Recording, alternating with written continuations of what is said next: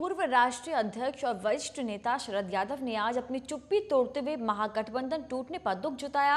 शरद यादव ने कहा कि वो बिहार में महागठबंधन के टूटने से बेहद आहत है। साथ ही शरद ने कहा कि हमने लालू और नीतीश ने मिलकर बीजेपी को रोकने के लिए गठबंधन बनाया था, लेकिन वे चल नहीं सका, जिससे मुझे आंतरिक कष्ट हुआ है। शरद यादव ने कहा कि बिहार की जनता ने इस गठबंधन को अपना जनादेश दिया था। गठबंधन तोड़कर जनादेश का अपमान क्या क्या? ये वहाँ चुनाव हुआ था तो गठबंधन के लिए नीतीश जी ने, लालू जी ने, मैंने और देश के बाकी लोगों ने बहुत मेहनत से गठबंधन बनाया था।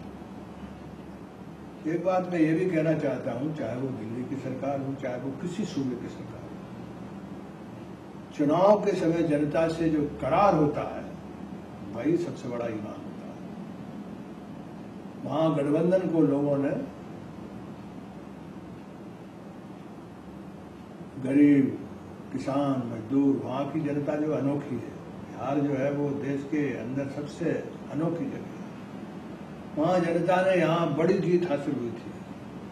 पूरे देश भर में भारतीय जनता पार्टी की जीत हो रही थी और काफी चुनाव जो है वो बहुत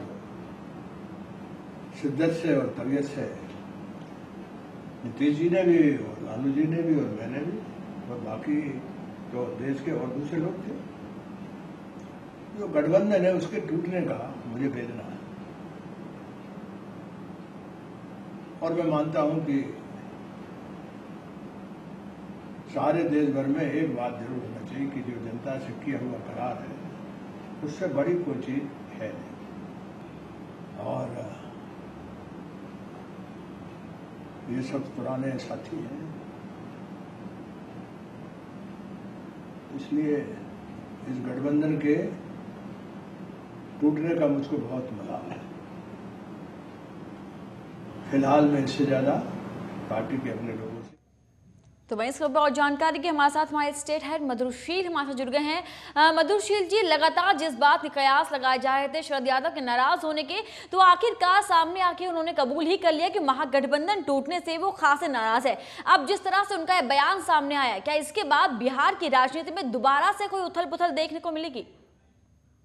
देखिए, ऐसी बात नहीं है। जिस पार्टी के वो राष्ट्रीय अध्यक्ष हुआ करते थे कभी जदयू के, और नीतीश कुमार से पिछले कई वर्षों से उनके वो रिश्ते नहीं रहे जो शुरुआती के दिनों में रहा करते थे जी। लेकिन चूंकि उन एक कदावर नेता है शरद यादव, और ये जो फैसला हुआ है, आज ही उनका बयान आया है और आज ही नीतीश कुमार ने राजधानी पटना में मीडिया से मुखातिब हुए, मुख्यमंत्री बनने के बाद, नई सरकार बनने के बाद बाजाप्ता पत्रकार वार्ता का आयोजन किया गया और उन्होंने सीधा जो संकेत दिया उसमें उन्होंने ये कहा कि भारतीय जनता पार्टी के शीर्ष नेताओं का प्रस्ताव आया था कि आप भ्रष्टाचार से अगर नहीं लड़ पा रहे हैं राजद के साथ, और उन पर ये आरोप लग रहा था उनके जो सहयोगी थे लगातार कि भ्रष्टाचार में लिप्त हैं तमाम लोग और आप कुछ नहीं कर पा रहे हैं, न उनका इस्तीफा ले पा रहे हैं, न उनको बर्खास्त कर पा रहे हैं।